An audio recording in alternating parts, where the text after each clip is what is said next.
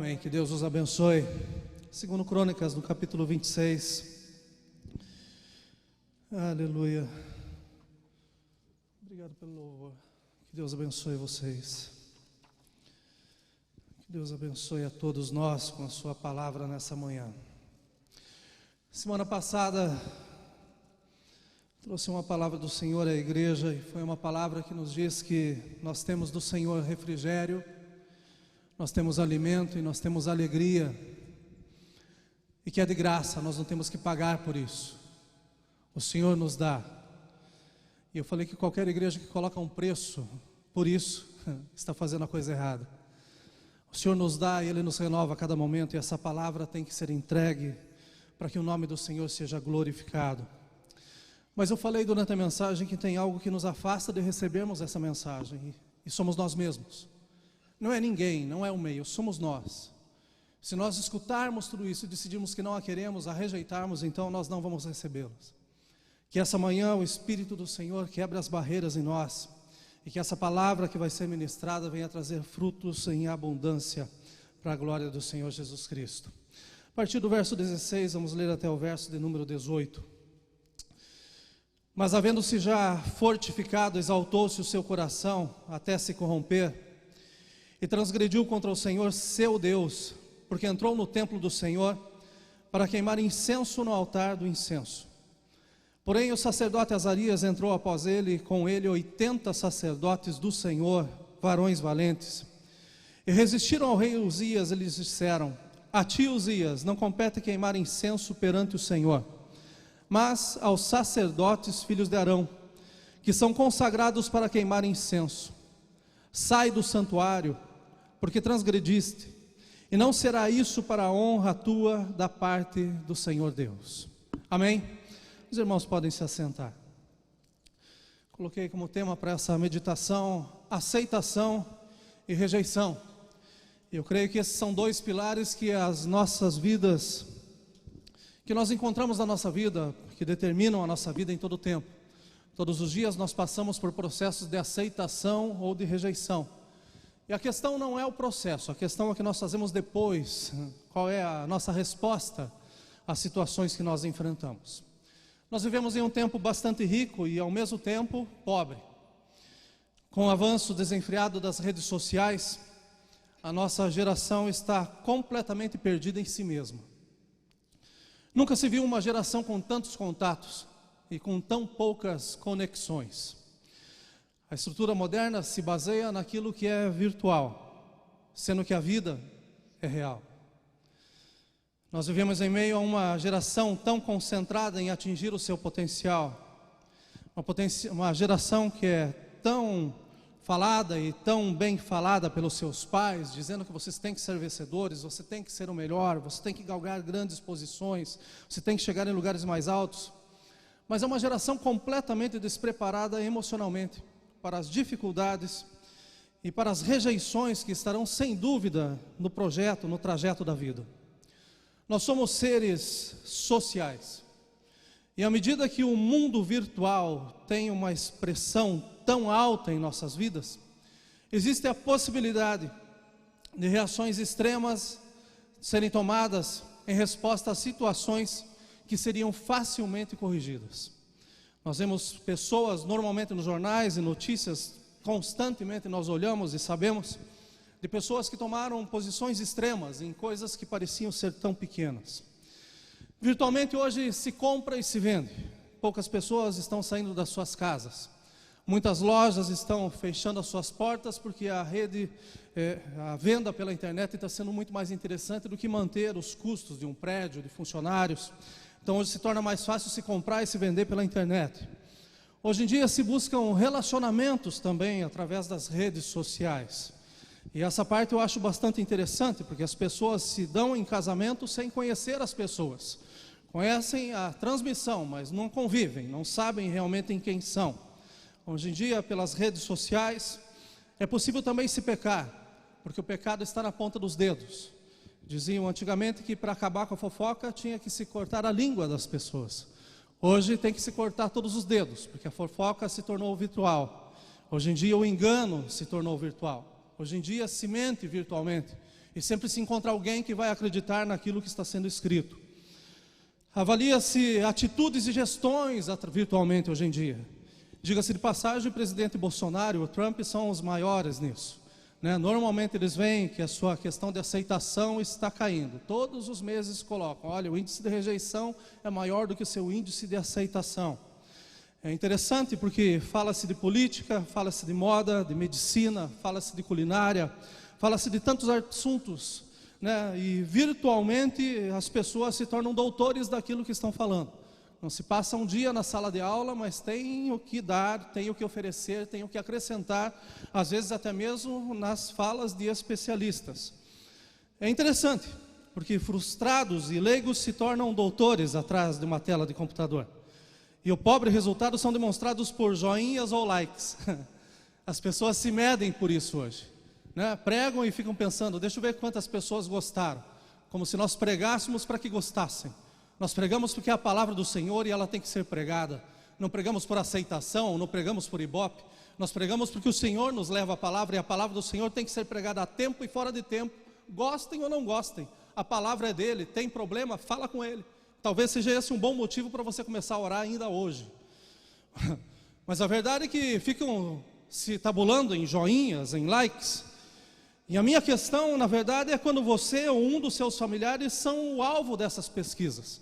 Quando o seu índice de aceitação ou de rejeição entra na sua casa. Quando o seu filho chega porque foi desmotivado a participar de algum lugar porque não o aceitaram. A questão é quando você passa por uma situação e daí você leva para sua casa aquilo que te frustrou durante o dia. Ou seja, a opinião pública está fazendo com que a tua certeza em Deus seja afetada. A opinião dos outros às vezes vale muito mais do que aquilo que a palavra do nosso Deus fala. Essa é a minha questão. Porque quando nós somos o alvo dessas pesquisas, parece que nós estamos com um problema muito sério. Quando o resultado dessas pesquisas é a rejeição. Quando as suas atitudes ou gostos são reprovados. Qual é a sua reação? Como você se comporta quando você não é aceito? A experiência da rejeição pode levar a uma série de consequências psicológicas adversas, tais como solidão, baixa autoestima, agressão, depressão, além de insegurança e uma maior sensibilidade à rejeição futura. Às vezes fazem com que as pessoas se enclausurem, ou seja, se tornam como verdadeiras ostras, estão dentro de uma caixa e dizem assim, não, eu não me envolvo mais, eu não faço mais nada, porque um dia eu tentei e alguém falou que não foi bom. Como se alguém tivesse a condição de dar opinião naquilo que você está fazendo. A verdade é que aquilo que nós fazemos, nós devemos melhorar em todo o tempo, com a certeza de que o filtro é o nosso Deus. Se fazemos, fazemos para Ele, e quando nós fizermos, devemos fazer com excelência. Segundo Crônicas 26, de 16 a 18, é o texto que nós lemos e também lemos a semana passada. Mas algo interessante aconteceu durante a ministração da semana passada. Ou melhor, algumas coisas interessantes aconteceram. Porque enquanto eu ministrava, Deus estava formando essa palavra no meu coração. E isso para mim é inédito. Mas algo maravilhoso que aconteceu na semana passada é que eu subi nesse púlpito, a minha pressão estava arrebentando. Literalmente eu estava passando muito mal, mas no meio da mensagem eu senti como se passasse uma torrente de água muito quente nos meus braços, e de repente a minha pressão, eu senti ela voltando ao normal, e para a glória do Senhor Jesus, preguei, fui para casa, estou bem, o Senhor é bom. Mas, durante a ministração da semana passada, algo me pesou ao coração quando eu estava falando sobre a vida de Uzias. Porque é possível as pessoas estarem tão acostumadas e tão focadas com o sucesso, que elas não enxergam o seu declínio espiritual. Estão buscando tanto alcançar a melhor posição, que se esquecem que sem Deus nós não conseguimos nada. Pelo desconhecimento de limites e a falta de humildade, tomam decisões completamente comprometedoras. Existem muitos tipos de rejeição citados na Bíblia. Existe a rejeição dos sacrifícios que eram feitos a Deus. Deus aceitava ou não aceitava. Ele é Deus e Ele faz aquilo que lhe apraz. Existe a rejeição dos homens rejeitando a orientação divina. Nós lemos a Bíblia inteira e desde o começo da Bíblia até o final da Bíblia nós vamos encontrar conselhos do Eterno. E cabe a nós segui-los ou não, aceitá-los ou não. É a nossa decisão. Mas também existe rejeição quando se trata de homens fazendo propostas a homens e amigos, e daí simplesmente recusando essas propostas. Nós temos vários exemplos sobre essas formas de aceitação ou de rejeição. Mas em todos os casos a verdade é que quando se existe rejeição, sempre é porque a proposta que está nos sendo dada está sendo vista como indigna, não deve ser aceita. Nós devemos deixar isso de lado, e não para que nós venhamos a repensar, não, alguma coisa fala que não é certo, então devemos evitá-la. Isso nos fala sobre a possibilidade de falhas, e que nós temos o sucesso como garantia de nossos atos e intenções. Isso é uma mentira. Nós nunca temos o sucesso como garantia. Nós podemos estar fazendo a coisa certa e dar errada, e nós podemos fazer a coisa errada e dar certo, mas deixa eu te falar, que quando dá certo aquilo que é errado, não se esqueça que faltou o filtro, que é a palavra de Deus. Nós podemos fazer o que for, mas os nossos atos, as nossas intenções, elas têm que ser pesadas. E por maior que seja o nosso preparo, isso não significa que nós vamos ter sucesso no final, de forma alguma. O mais importante, meus irmãos, da rejeição, é como nós reagimos a ela, assumindo a responsabilidade das nossas ações, para não nos tornarmos amargos, ressentidos como Uzias, e acabarmos cometendo o mesmo erro que ele cometeu.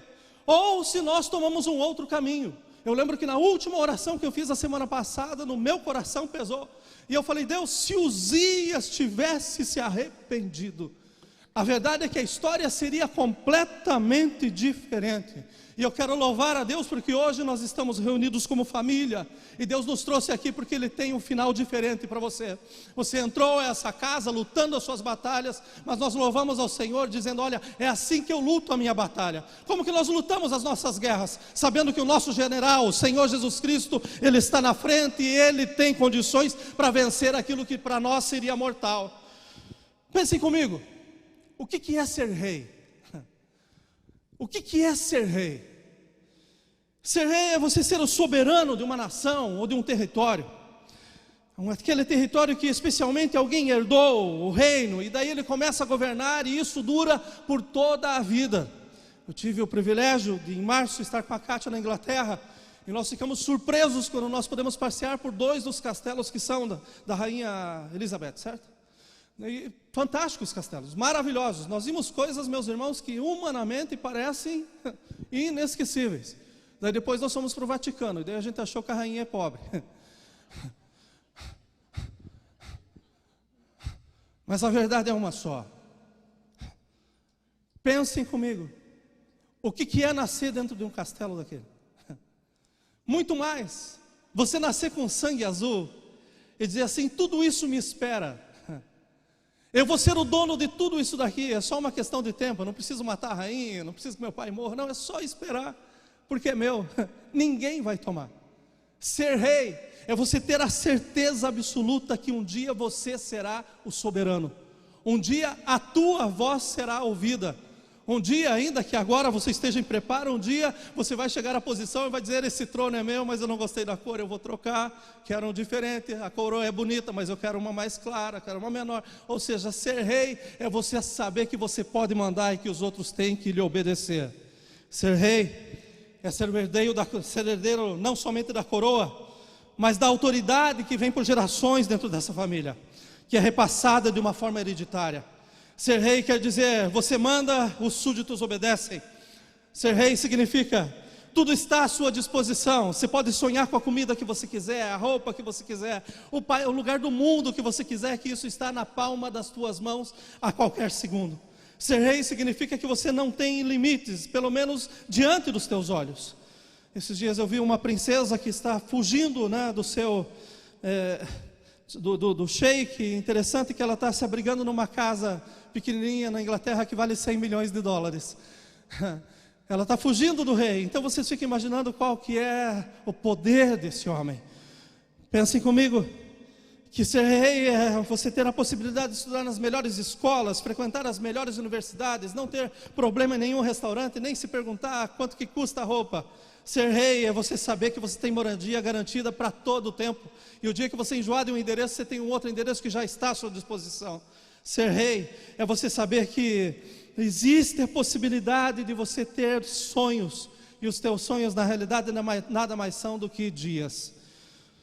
Melhores do que todas essas coisas, você sendo rei, eu fico perguntando: o que garante a estrutura para um rei quando ele é rejeitado? Qual que é a estrutura que ele tem? Quando se levantarem contra a sua nação, quando chegarem contra a sua casa, quando o inimigo bater na sua porta, além daquilo que ele tem dentro de si, qual que é a sua estrutura, como que ele pode resolver, como ele pode agir com relação àquilo que lhe é proposto. Uzias, ele vinha de uma linhagem que começava bem e terminava mal. Os reis que o antecediam eram reis que começavam na presença de Deus e de repente esqueciam Deus no meio do caminho. E infelizmente foi isso mesmo que ele fez. Mas ele reinou por 55 anos. E quando ele chegou a um ponto da sua vida, a Bíblia fala que o seu coração se elevou e ele se esqueceu que para ser rei, ele precisava de um povo, o qual ele pudesse trabalhar, ele precisava de um povo no qual ele pudesse literalmente exercer a sua função. Mas o que havia acontecido é que ele já não lembrava mais que ele servia a um povo. Ele já não lembrava mais que esse povo foi o povo que lhe deu nome, foi o povo que lhe deu fama. Foram aqueles que trabalharam e que seus nomes nunca foram colocados, nunca apareceram. Estavam ao seu redor e simplesmente o que ele via era a sua posição. A verdade é que ele pensava que todo o sucesso alcançado até aqui não era fruto do trabalho, mas era sim fruto da bondade, da lealdade humana. Ele pensava que todas as coisas lhe eram possíveis, tudo estava disposto na ponta dos seus dedos. Mas agora, quando o seu reinado está completamente estabelecido, ele se defronta com a rejeição. Azarias e mais 80 sacerdotes. Não foi só um, mas foram 80, e homens bravos, homens que tinham Deus e que sabiam que aquilo que o rei estava se propondo a fazer estava completamente errado. Esses homens tentam defender não somente o altar, mas eles tentam defender o rei. Eles se apresentam diante do rei, e os irmãos sabem que começa uma verdadeira luta. O rei querendo queimar incenso e os homens dizendo: isso não é para que você faça, isso não é para que você tome nas suas mãos. A sua posição termina onde começa a posição de Deus. Aonde Deus começa a mandar, termina toda a sua coroa, termina o seu poderio. A verdade é que a decisão de Uzias foi uma decisão que o levou à ruína, porque ele não escutou conselhos. E a Bíblia nos fala que na multidão de conselhos mora a sabedoria. Se esse homem tivesse escutado não um, mas 81 homens falando não faça, esse homem poderia ter voltado atrás e ter se arrependido e ter dito: Deus, errei, mas pela misericórdia estende a sua mão sobre mim. O que estamos passando nos dias de hoje é que de uma forma menor, porém com um significado ainda mais amplo, nós somos a igreja do Senhor, nós somos reis e sacerdotes, mas isso não significa que nós não passaremos por rejeição. Isso não nos dá como se fosse uma carteira que nos isente de qualquer problema, dizendo: eu sou filho de Deus, eu tenho tudo que eu preciso. Não, isso não nos dá nada nesse sentido. Pelo contrário, Jesus falou: olha, vocês vão ter tribulações, mas olha, tenham bom ânimo. Ao contrário de Uzias, nós precisamos entender que todas as coisas contribuem juntamente para o bem daqueles que amam a Deus, daqueles que foram chamados pelo seu decreto.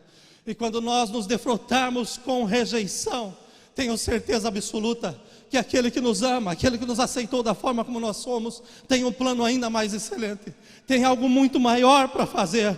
Então nós precisamos esperar em Deus nos momentos em que nós enfrentamos situações em que nós recebemos conselhos dizendo: não faça, não é por aí, não entre por esse caminho.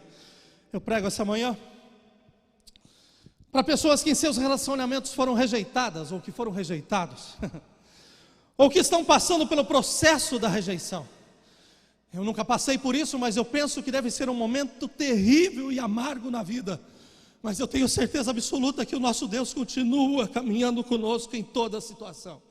Eu prego essa manhã para ministros e obreiros que estão passando pela rejeição, que pensam que o seu chamado não é de Deus, que pensam que o seu ministério está acabado, que pensam que a sua vida está acabada.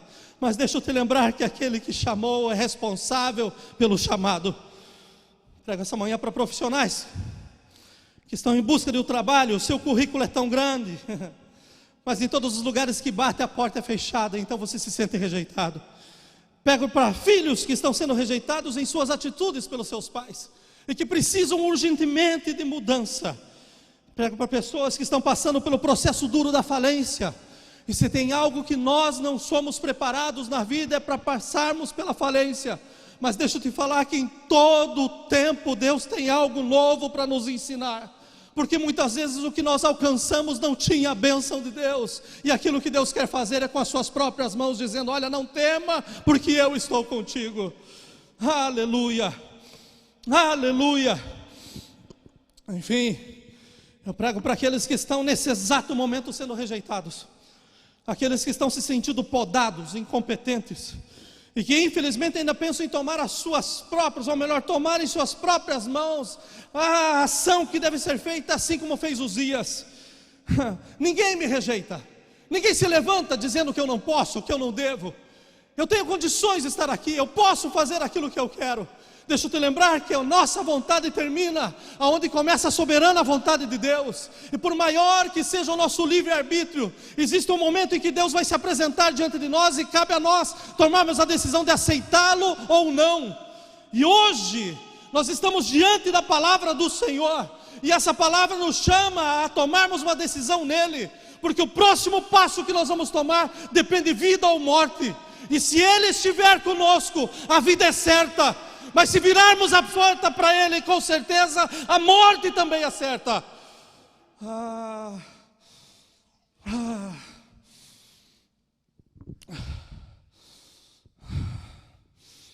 Eu prego para aqueles que estão sendo rejeitados, que pensam que são incompetentes, que estão sendo podados, e que infelizmente ainda pensam em tomar as suas decisões, dizendo: olha, assim como fez Uzias, eu vou tomar nas minhas mãos.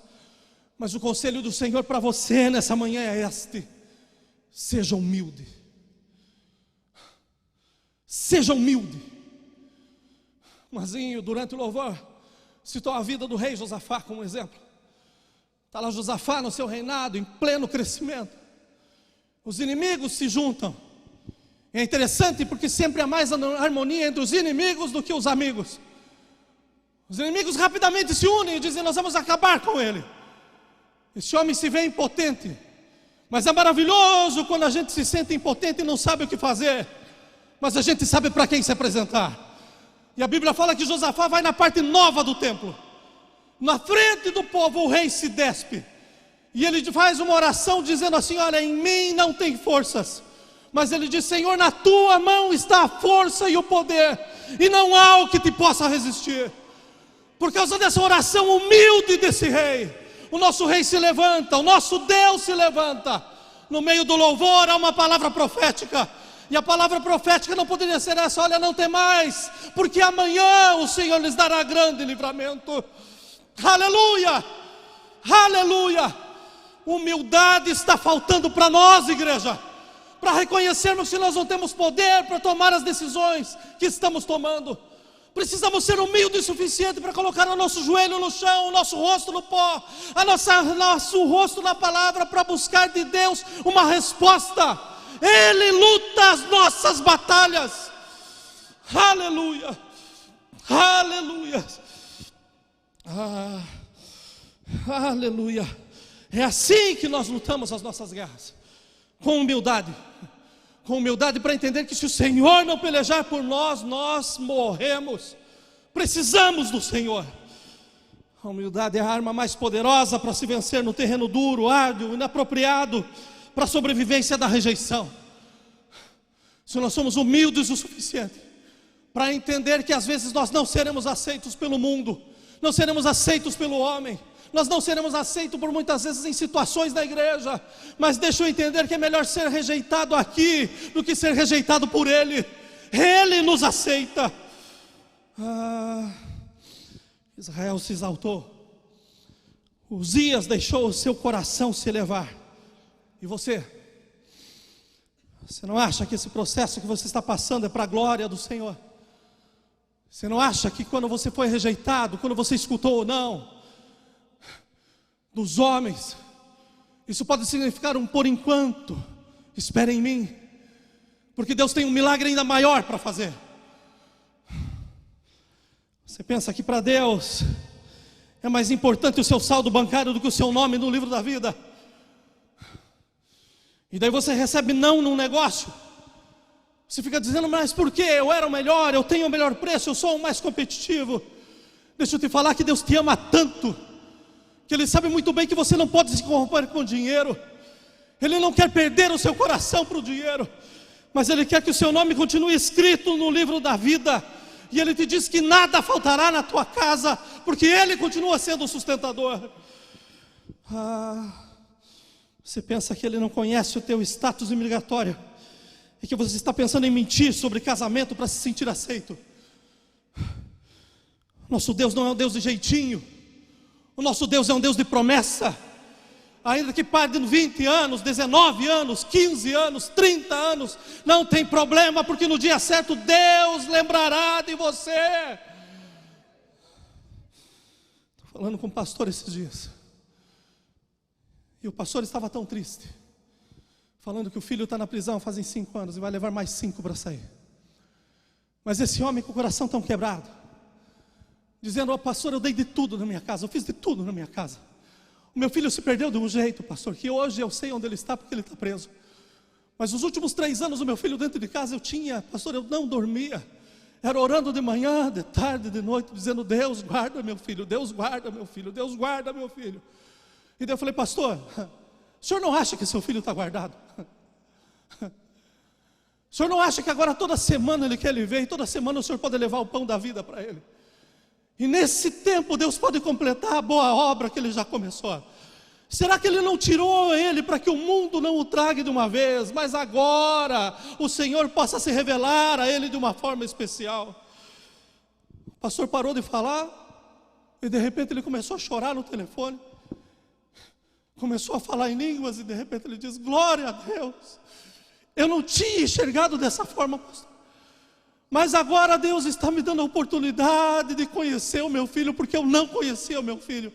Eu tenho escutado o coração dele com vidro nos separando, mas todas as vezes que eu saio de lá, eu saio com a certeza de que uma semente está sendo plantada, e que eu vou ver aquilo que eu queria ainda na porta da minha casa.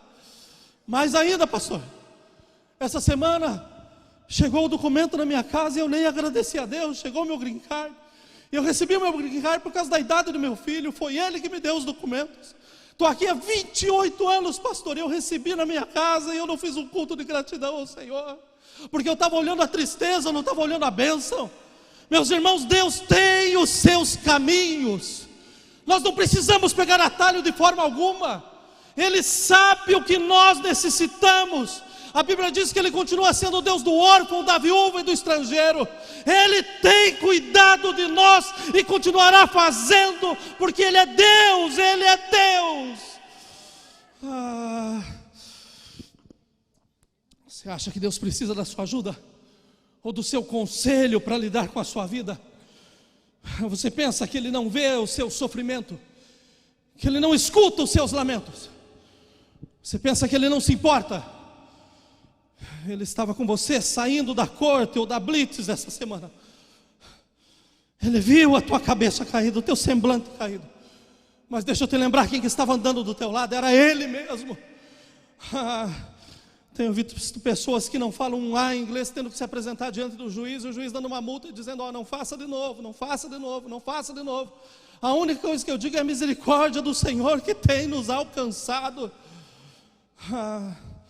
Ele sabe, meus irmãos, a capacidade que cada um de vocês tem, que nós temos. É interessante que você tenha a capacidade de engenheiro, mas Ele te pôs como ajudante porque Ele requer de você humildade. A América é a maior escola de humildade do mundo. E daí você já se matriculou, porque você está aqui. E vai de você repetir o ano ou não. Aceite o tratamento. Ele permitiu você estar aqui. Tem milhões que queriam estar sentados aqui nos nossos lugares essa manhã, e eu te garanto que eles iam estar nesse culto pulando, glorificando pelo menos uma semana, porque depois iam se tornar assim. O que Deus faz é obrigação, é dever dele. O nosso Deus não é obrigado a nos fazer nada, meus irmãos. Se Ele o faz, é pela misericórdia, é pela sua graça. Se Ele tem nos dado e tem nos dado em abundância, nós devemos entrar por essas portas, olha, com júbilos, com cânticos. Mas olha, dói na alma. Chegar na casa do Senhor, está o pastor orando, tem 2 ajoelhados e o resto conversando. Como quem diz assim: estamos esperando o show. O teu culto começa na sua casa. Começa no momento que você está tirando a tua roupa e dizendo: hoje eu vou pôr o melhor que eu tenho, porque eu estou indo me encontrar com o Rei dos Reis, o Senhor dos Senhores, e Ele é digno de adoração. Ele nos conhece. Mas deixa eu falar para vocês qual que é o problema. Ele nos matricula nessa escola chamada América, e daí a gente tem que passar por muitas situações que a gente não gosta. Ele pega engenheiro, faz se tornar auxiliar do pedreiro. E o que ele requer de você é humildade, não é intransigência, não é teimosia, não é convivência com o pecado, não é inveja com o trabalho do teu patrão, não é inveja com o carro do teu patrão, com a casa do teu patrão. Todos nós pagamos um preço para chegar aonde nós estamos. E deixa eu te falar que você vai pagar o preço por um tempo e também vai chegar, e não seja orgulhoso depois, mas manifeste da graça, do amor, da compaixão que você está recebendo hoje. Porque ninguém é obrigado a te dar colchão, roupa, ninguém é obrigado a montar a sua casa, ninguém é obrigado a te fazer se sentir bem, ninguém é obrigado a te dar nada. Nós fazemos porque Deus nos move a fazer. Nós manifestamos de graça aquilo que nós recebemos. O cuidado do Senhor é aquilo que está te alcançando. Pastor, eu não gostei dessa mesa porque só tem 4 cadeiras. Você devia ter ido na minha casa 21 anos atrás, porque tinha uma mesa que era para ter 3 pernas, só tinha 2, então eu encostava na parede. Mas a gratidão era pelo pão que estava em cima, e pelo irmão que me deu a mesa quebrada. Nós estamos vivendo, meus irmãos, e me perdoem, parece que é no meio de uma raça e não no meio de um povo. Porque está sendo tão comum querer o melhor, mas não pagar o preço por aquilo que se tem. Não lembrar que o pouco que se tem foi dado pela benevolência do nosso Deus. O problema é que nos incharam por muitos anos. Uma das carnes mais caras que tem aqui é do gado criado com capim. É cara, mas é boa. Você não encontra hormônios nessas carnes e tantas outras porcarias que eles colocam lá para preservar. Já a carne que nós compramos, que é essa baratinha do mercado,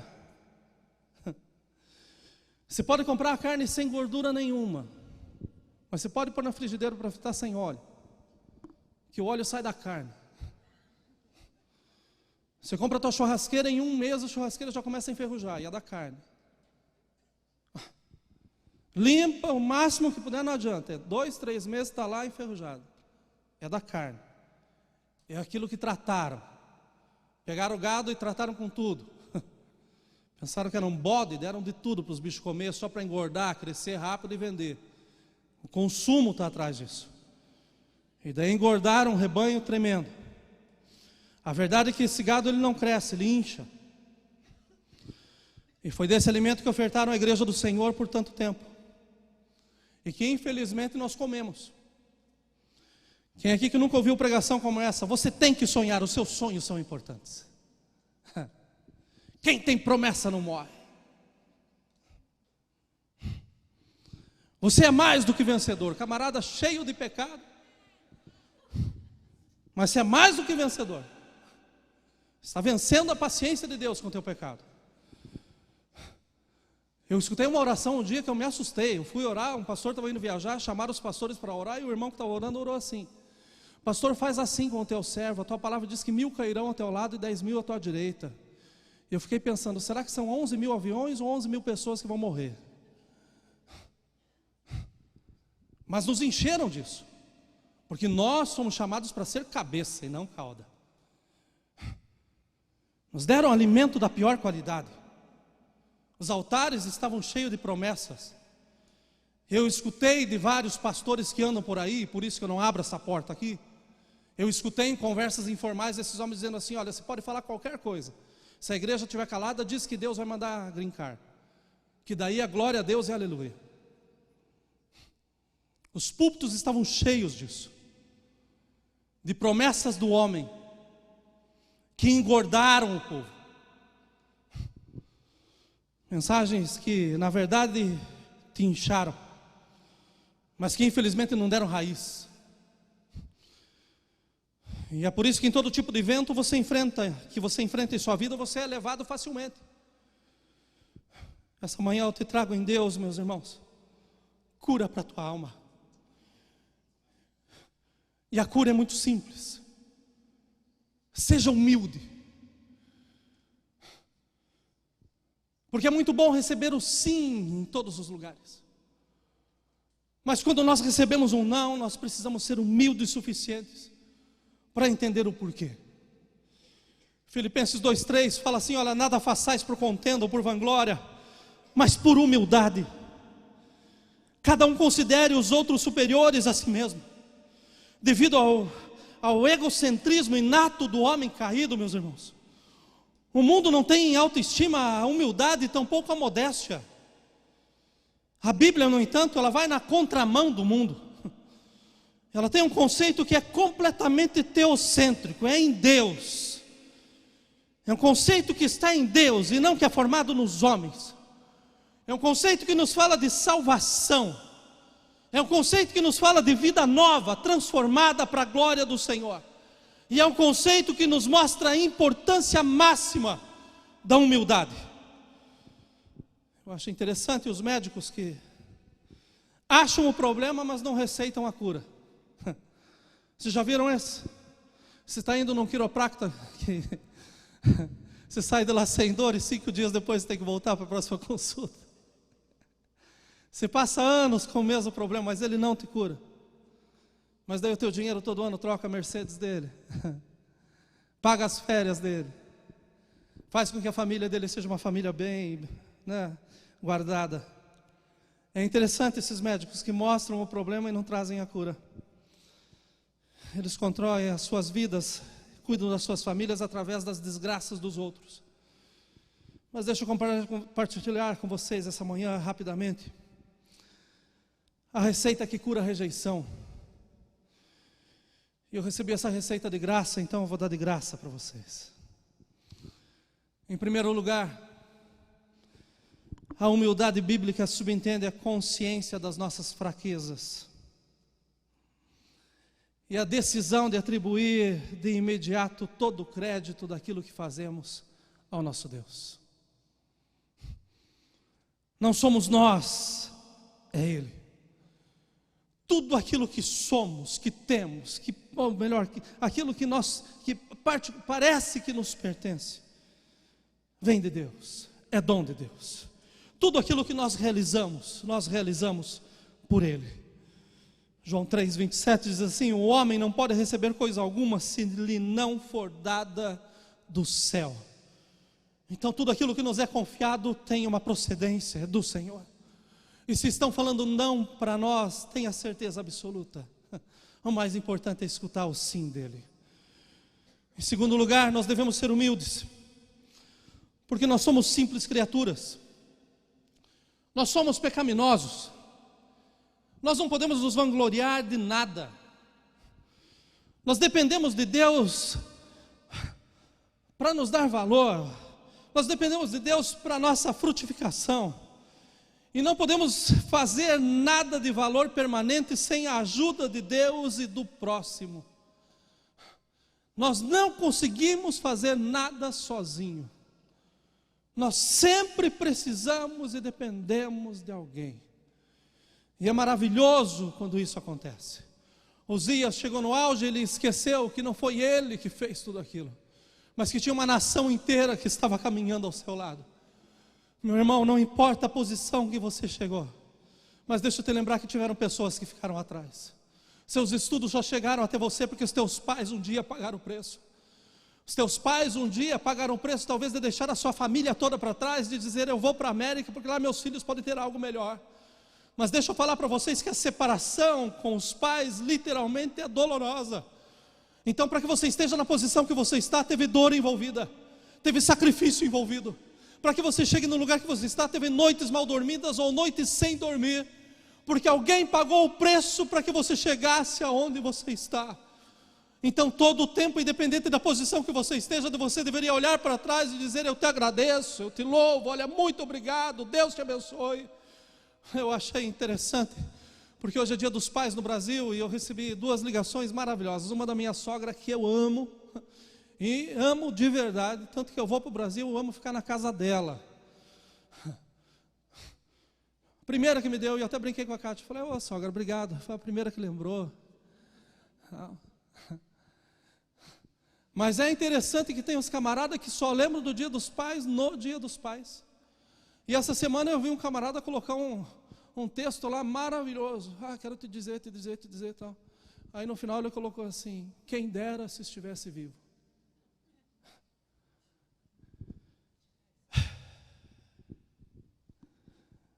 Hoje é tempo.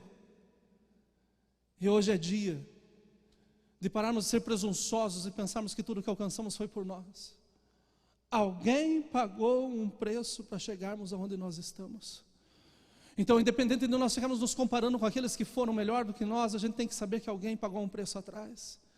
E que por eles nós devemos manter a nossa posição e saber que, olha, coisas melhores virão. Oportunidades maiores vão chegar. Terceiro lugar, a humildade. Que precisamos ser humildes.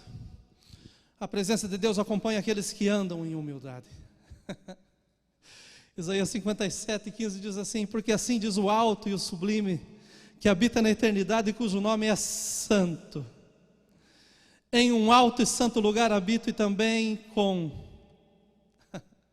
o contrito e abatido de espírito, para vivificar o espírito dos abatidos e para vivificar o coração dos contritos.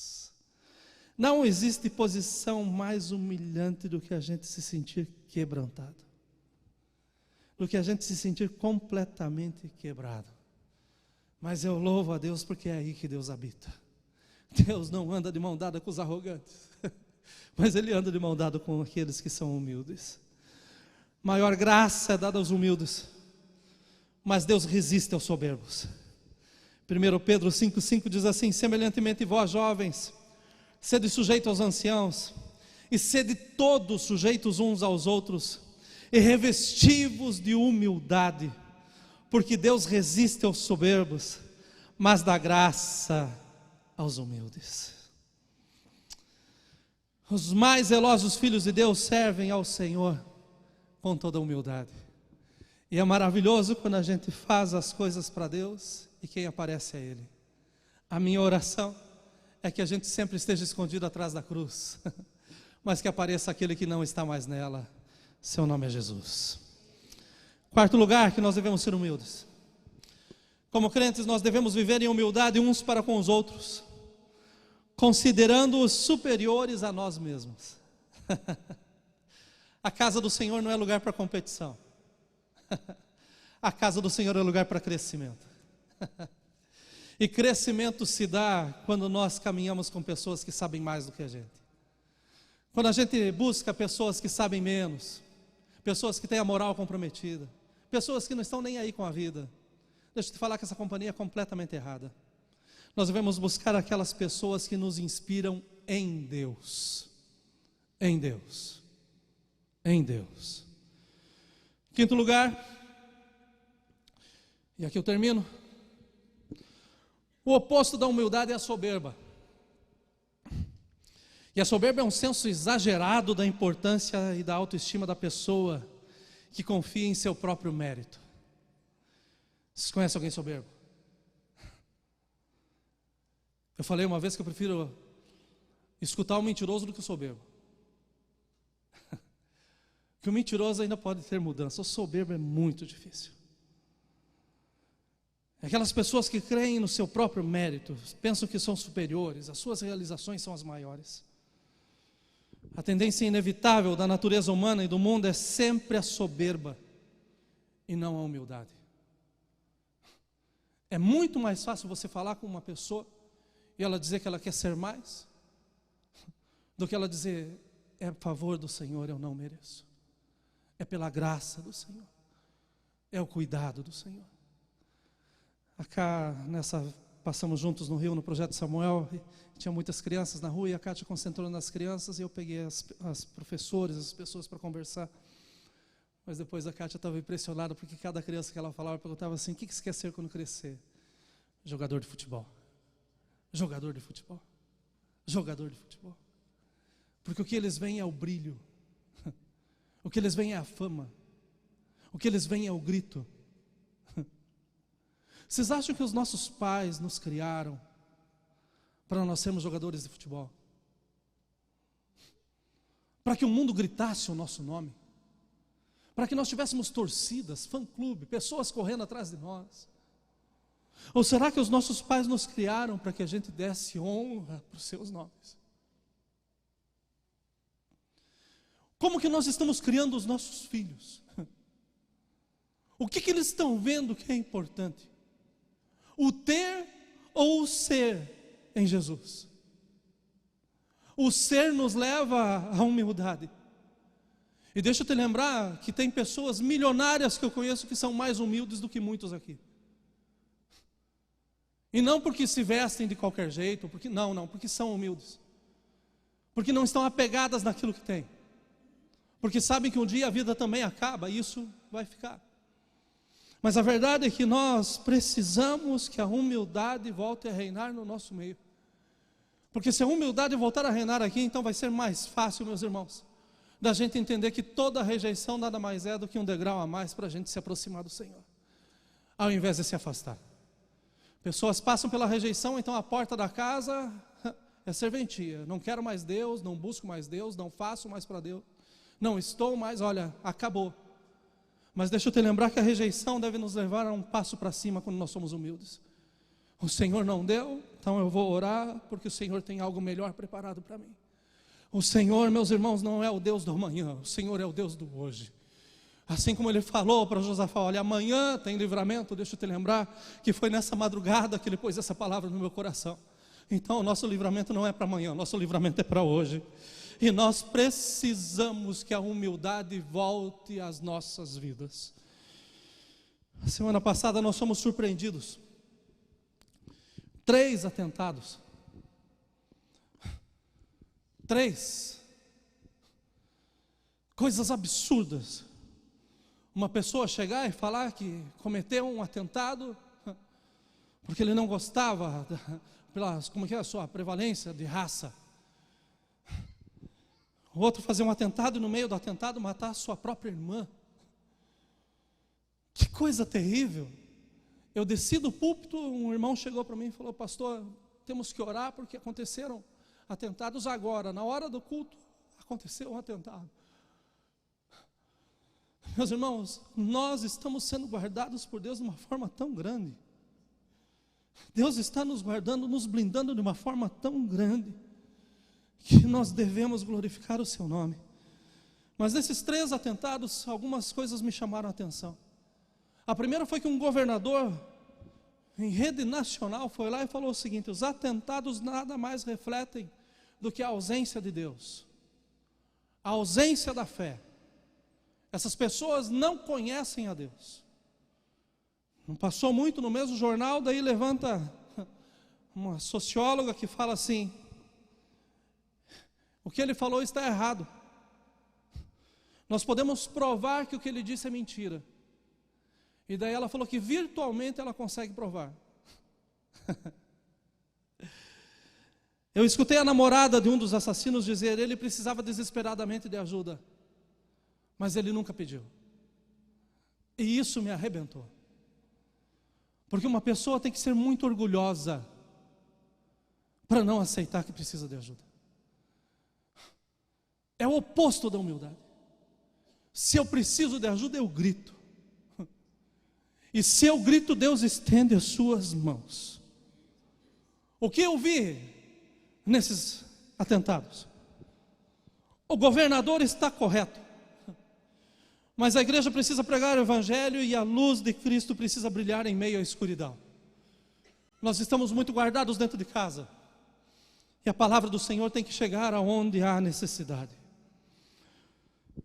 A ciência social, os sociólogos estão completamente errados quando as suas pesquisas são feitas virtualmente. Porque eu não consigo tirar num pedaço de papel ou numa rede social aquilo que realmente uma pessoa quer dizer. Às vezes nós estamos falando na frente da pessoa e ela está mentindo. Vocês imaginem virtualmente. Se fala o que quer e acredita quem quer. Terceiro lugar, não só esse assassino, ou esses assassinos, Assim como Uzias, eu creio que eles também tiveram a oportunidade de mudar as suas decisões. Mas faltou humildade. Uzias aceitar que ele era rei e sair de dentro do templo, porque os homens o haviam tocado. Nunca. Eu vou bater o meu pé e eu vou fazer aquilo que eu não posso, aquilo que eu não devo. Mas ele não sabia que ele ia pagar com a sua própria vida. Falta humildade, meus irmãos. Nesses assassinos faltou humildade. Porque sem dúvida nenhuma, em algum lugar as suas mentes estavam quebradas, alguma dor passou, algum trauma aconteceu. Mas eles nunca souberam como lidar com a rejeição. E por causa de não saber lidar com a rejeição, trouxeram muita mais dor. Milhares de pessoas estão sofrendo em virtude dessas atitudes.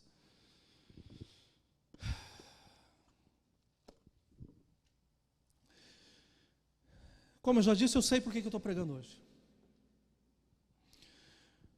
Mas eu não sei qual é a atitude que você vai tomar diante da rejeição que você está passando. Você pode fazer a mesma coisa que Uzias e decretar sua morte espiritual com o passo que você está proposto a tomar. Mas você pode alcançar a misericórdia do Senhor hoje e ter a humildade de gritar bem alto, dizendo: Deus, me ajuda. E deixa eu te lembrar que antes de você gritar, o Senhor já te mandou a resposta. O Senhor já te mandou a resposta. Seja humilde o suficiente para escutar o conselho. É tempo de novas coisas no Senhor. Você tem a decisão nas suas mãos de mudar de ideia ou permanecer sendo o Senhor das suas atitudes. Um dos primeiros atentados que teve nos Estados Unidos, eu assisti no momento em que estavam julgando, era um militar, um ex-militar. Esse homem cita um poema. E esse poema é um poema muito, de certa forma, fúnebre. Porque ele termina o poema dizendo assim: da embarcação da minha vida, o capitão sou eu. Foram as últimas palavras desse homem antes dele ser morto.